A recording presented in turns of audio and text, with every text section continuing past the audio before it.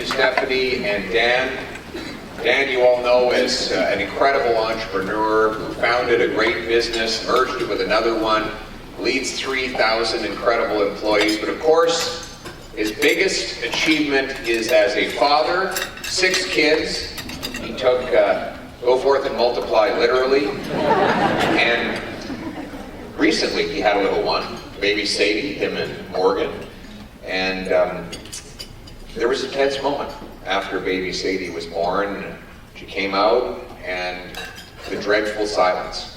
No cry, no murmur, no nothing. And Morgan and Dan didn't know what was happening. The doctor said, "Don't worry, I know exactly what to do." He picked up baby Sadie and whispered something in her ear, and out came a roar, as if from a lioness. And the baby went on to cry for hours and hours without stopping. Later that day, Dan went to the doctor and said, "What did you tell my poor little girl that made her cry so much?" And he said, "I just told her that her share of the national debt is $32,000.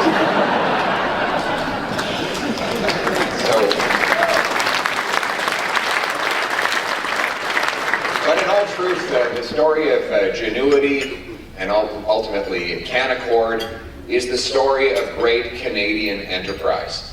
Not just Canadian business, but enterprise of all kinds.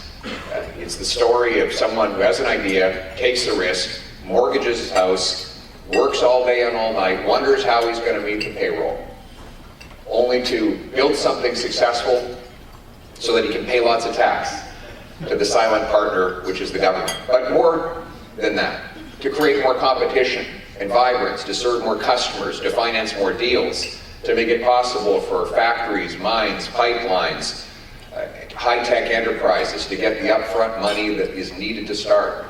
And that story bleeds over to the story of the worker who struggles through poverty to get a trade, and get a job, maybe join the United Association of Pipe Fitters, who are represented here by Nathan Bergstand, and work hard building the country. We've all been blessed, those of us in this room, to grow up in the best country on earth, a country that we were raised to believe was filled with limitless possibility, that if we worked hard, we could have a great life, we could start at the bottom and climb to the top. That in this country, anything was possible, and that it didn't matter where you started, it mattered where you were going, it didn't matter who you knew, it mattered what you could do. And this country can be that again. In fact, my firm belief is with the resources we have beneath our feet, the land we have across our country, and the people who populate that majestic land, we should be the richest country on planet Earth, and that should be our goal. We have the 3rd biggest supply of oil. We're the 5th in natural gas. Number 1 in uranium and potash. We have the longest oceanic coastline, the most fresh water anywhere on Earth. We have by far the shortest shipping distance from the Americas to both Europe and Asia. We have the cold weather to reduce the cost of these massive data centers. We have the energy to power those centers. We have literally everything it takes to have the highest quality of living. And those kinds of resources and the economic data that flows from it means real things to real people. In such an economy, it would be easy for young people to afford homes. Single mothers would walk down grocery aisles and fill their cart with the things they want their children to eat, not the things that they can afford and don't have to turn back when they get to the checkout because the prices are too high. A country like the one I've described would mean that everybody would own a home with a yard, and every single night there'd be meat and potatoes on the dinner table. Those are the practical benefits that come from having a strong economy that produces low-cost but high-quality goods. That was the promise of Canada. But that promise is now broken. Look around you. Housing costs have more than doubled in the last 10 years, rising faster than in any other G7 country. In fact, housing prices have increased about 30% faster than incomes, the biggest gap of any OECD nation. We now have an entire generation, for the first time ever, that believes they will never be able to afford a home. This has never happened before. Food bank use has more than doubled in the last 10 years. One food bank leader said that it took a century and a half to get to 1 million visits a month. And in the last 5 years, that number has more than doubled to 2.2 million. So in 5 years, we have added more monthly food bank users than we had in the previous 150 years. To show the human cost of this, today a poll came out saying 20% of Canadians are not paying their bills so that they can afford to feed their families. We have malnutrition. We have 10% of our country that told a food bank survey recently that they are skipping meals sometimes for an entire day because they can't afford to eat. This, of course, is the result of a costly government. Costly government drives up the cost of living. Now, in the last election, Mark Carney promised that he was going to be different. The Liberal Party was, see, the lights are going out because the energy prices are so high. It's that industrial carbon tax again. But Mr. Carney was going to be the tight-fisted banker. He was going to be nothing like Justin Trudeau. He made so many promises. And yet, what have been the results of all these promises? First, he promised that he would negotiate a win with the Americans. By July 21st, he would have a deal. Still no win, still no deal, still no elbows, still no jobs. Here we are, after he promised that he would, quote-unquote, invest more. This week's budget showed that investment has collapsed in all 3 fiscal quarters for which he has been Prime Minister. He said he'd double home building. Now his government agency, the CMHC, says home building will drop by 13% over the next several years. And he said that he would spend less. That was one of his 2-word slogans. He was after me for having 3-word slogans. His were just 2, so he was at least more parsimonious with words. But spend less. Did you see the budget? The deficit is 100% more. He's literally doubled the deficit that Justin Trudeau left behind for this year and for the next 5 years.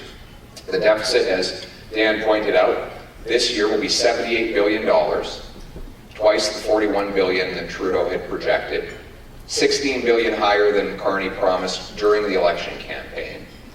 And over the next 5 years, the government expects, and this is without any new spending in any of those 4 future budgets, they expect to add $1/3 of $1 trillion of additional debt.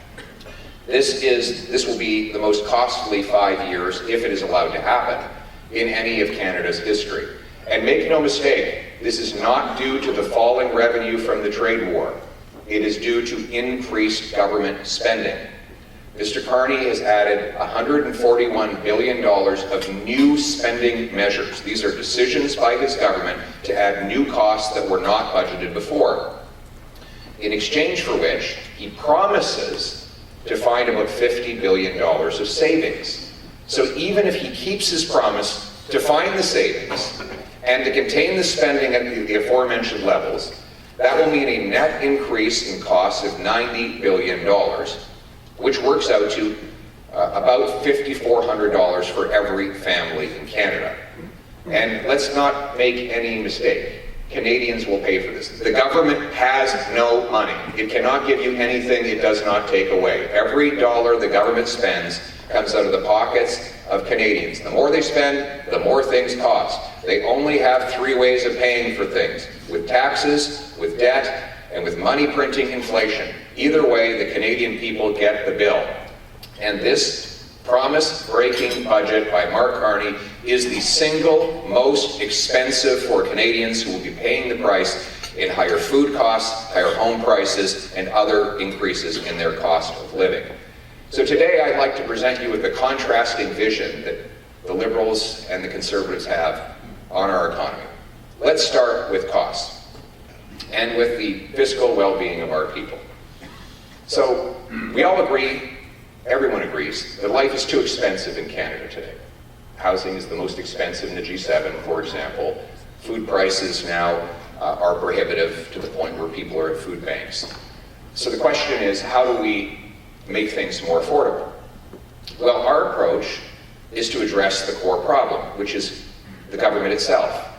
When government runs massive deficits and prints money to pay for it, the resulting increase in the monetary mass bids up the cost of everything you buy. If you have an economy with, say, 10 apples and $10, it's $1 an apple. If you double the dollars to 20, and you still only have 10 apples, you're not twice as rich. It's just that each apple costs twice as much. The money supply has grown from about 1.8 trillion to 2.6 trillion in the last 5 years. That's a 40% increase in the money supply, during which time the economy grew by roughly 4 or 5%. So when you grow the money supply 10 times faster than the stuff that money buys, prices get bid up and everything costs more. Compounding that is the industrial carbon tax, numerous other hidden taxes, high income tax, and the cost of government is driving up the cost of living. Mr. Carney's solution to that problem is to create a whole bunch of new government programs to redistribute back money that he ultimately took away from families. Well, why not just reverse the damage the government did in the first place?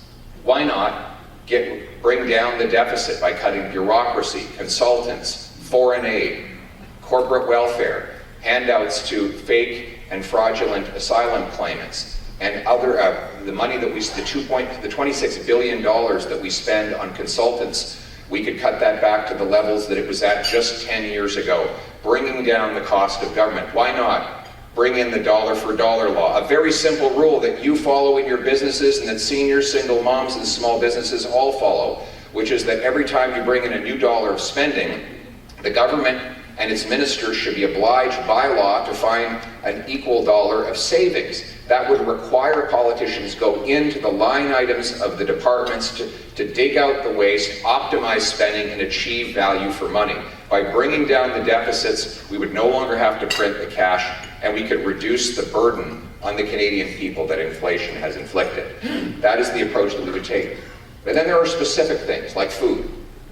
There are at least 3 hidden food taxes that are already ballooning the cost of living. There's the industrial carbon tax, which applies on the steel and the fertilizer that goes into farm production. Every tractor, every combine, every bin is more expensive because of the industrial carbon tax. All the processing facilities, their conveyor belts go up in price.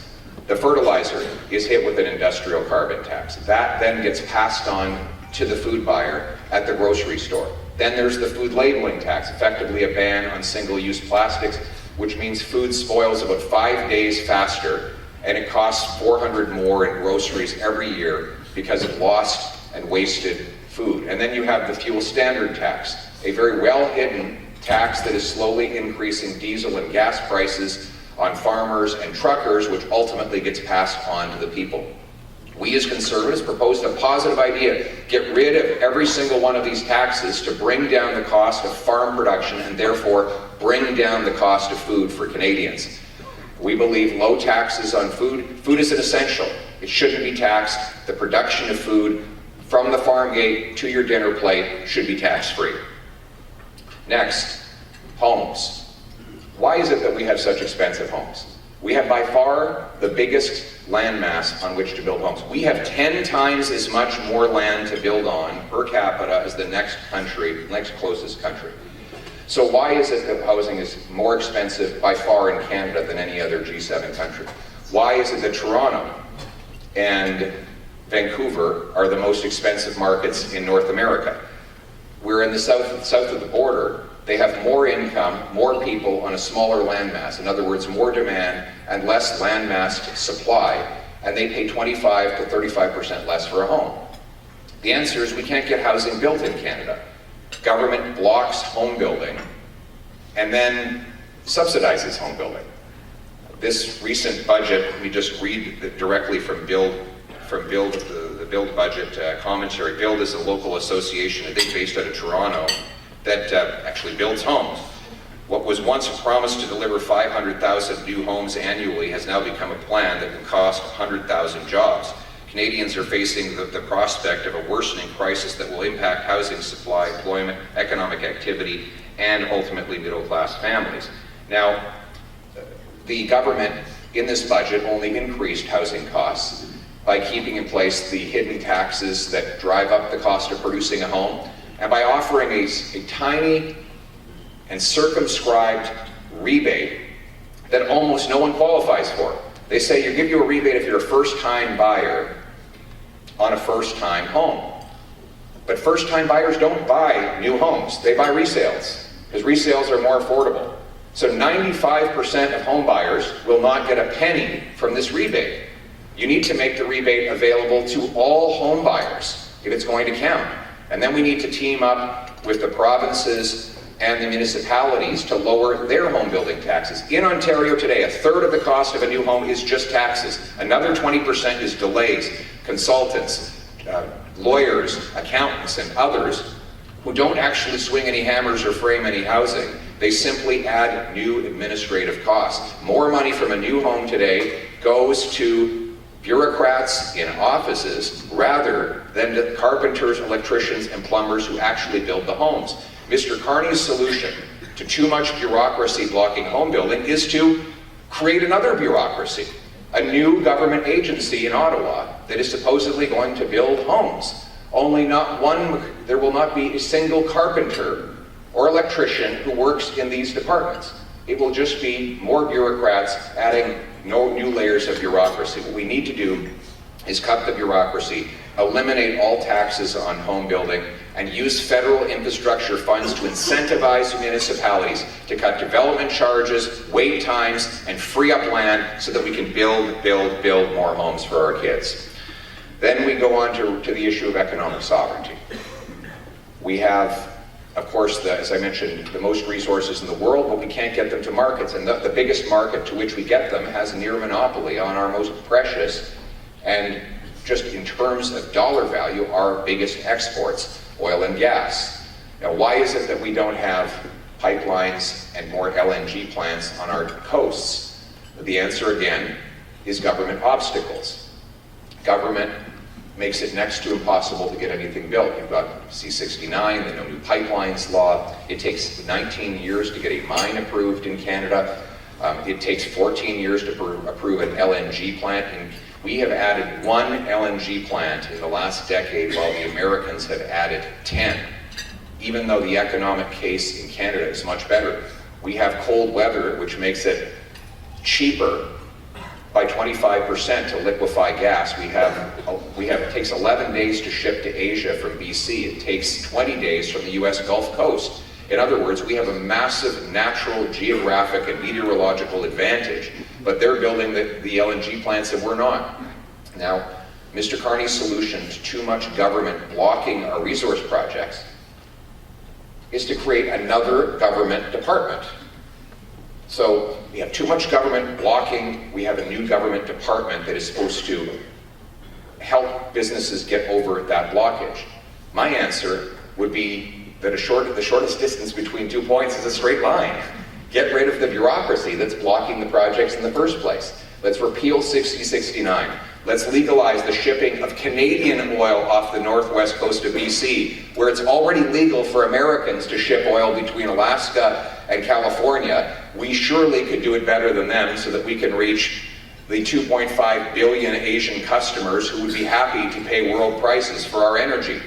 Let's use C5, yes, a bill passed by the Liberals, to designate shovel-ready zones, pre-permitting to build LNG plants. We should aim to build 15 or 16 massive $40 billion LNG plants so that we can ship clean Canadian liquefied natural gas to shut down dirty coal-fired plants in Asia and ship it off to Europe to turn, so that Europeans don't have to buy from Putin anymore. Then we can turn dollars for dictators into paychecks for our people in this country. In other words, get underway.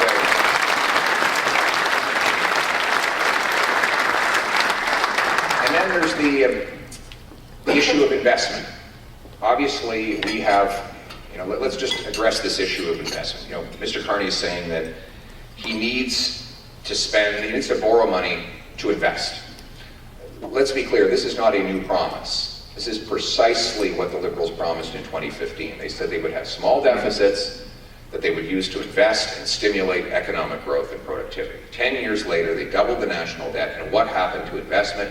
It fell by 11%. On a per capita basis, it's the biggest drop of any G7 country, the biggest drop in Canadian history.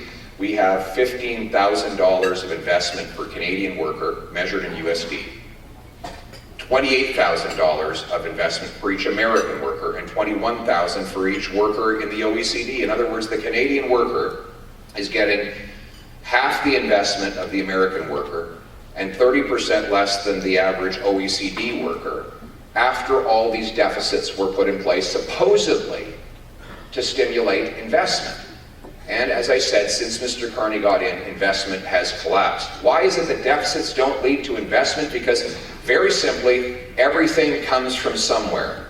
When you borrow money out of the economy, you create an opportunity cost. The money that is lent to government for new excessive spending is money that will therefore not be invested in building a new factory, mine, pipeline, R&D facility. It's called the crowding out effect. We saw it most prominently in Israel when they had huge deficits in the 1990s and investors could just sit back and buy bonds and get 6% with almost no risk. When the government reversed the policy, balanced its budget, the investors had to invest in productive enterprises, so they created the startup nation, the most technologically advanced nation on planet Earth. And now they have more companies on the NASDAQ than all European countries combined, even though Europe has 75 times as many people. In other words, paying down debt, balancing budgets actually requires investors to put their money to productive uses. If you allow huge deficits, all you do is cause malinvestment. You borrow the money out of this part of the economy, the productive side, and you spend it into this side of the economy, the unproductive governmental side. We don't need to redistribute more capital from private sector to government. We already have too much government as it is. We need a bigger, more robust, free enterprise business sector in this country. And that's what a balanced budget is about.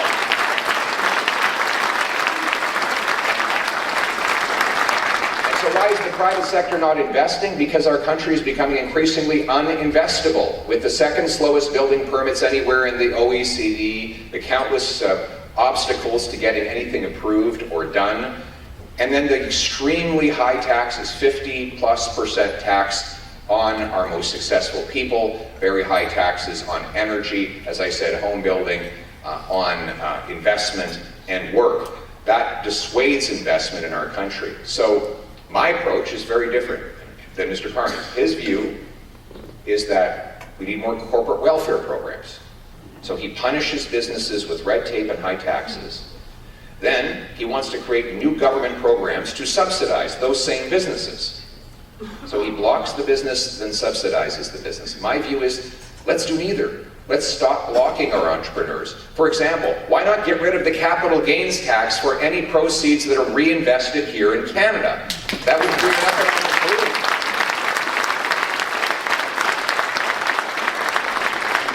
Why not have a big broad write-off of money, profits that are reinvested in an enterprise in year one, instead of a tiny and carefully circumscribed one that is very hard to access? Why not, instead of giving out all of these new programs, why not use the money to cut taxes for all businesses? That way the politicians do not have to play winner and loser. And this is going to be a very interesting debate on the subject of stable coins. The government did, to its credit, put a section in its budget book describing a plan in the future to come up with a stablecoin framework. Our view is that this must be a policy that leads to more competition and choice and lower costs for customers and vendors. It should not be used to further concentrate power in our payment systems or to create a central bank digital currency. Our view is that our system of payments is extremely slow. It takes multiple days to clear a transaction, and it costs 2 to 3% for the vendor. It should be a penny in a second to clear a transaction. And we will work with the government or with anybody in Parliament to make sure that the stablecoin framework that they're pushing forward leads to that extra competition and lower costs with a more smooth and competitive financial system. That is our approach on all issues. So what you really have as a difference between us, between the Carney Liberals and the Poilievre Conservatives, is this: they believe in adding new obstacles for all of you, and then asking you to go to them and ask for a handout to help you get over those same obstacles. It's like Ronald Reagan said, if a liberal sees something that moves, they tax it. If it keeps moving, they regulate it. And when it stops moving, they subsidize it. When in fact, we should do none of the above. We should get out of the way and off your back. Get out of the way and let our resource companies dig mines, build pipelines, expand ports, ship goods. Get out of the way and off the backs of our home builders by making home construction tax free and quickly approved. Get out of the way and off the backs of our farmers and food processors to drive more food production. Get out of the way and off the backs of our entrepreneurs so that they can invent more, create more, and achieve more. We should be a country that honors and liberates the energies of all of our workers to produce affordable goods. Because the single most important thing right now for our country is to make life affordable for our people. And the only way to do that is to stop creating cash and start creating more of the things that cash buys. With a big, open, free enterprise economy that rewards hard work, honors achievement, celebrates entrepreneurs and success. Because this should be a nation where anybody who works hard can achieve their dreams, where we are sovereign and strong and that we can stare down tariffs from any nation because of our economic strength here at home. A nation not of gatekeepers and grandees, of rulers and rule makers, of tax collectors and toll masters, but instead a nation of entrepreneurs and explorers, artists and adventurers, pioneers and patriots, workers and warriors, all united for the promise of this country that anybody who works hard gets a beautiful, affordable house with meat and potatoes on the dinner table every night, on a safe street, under our proud flag, united for our home and native land. Thank you very much. God bless you.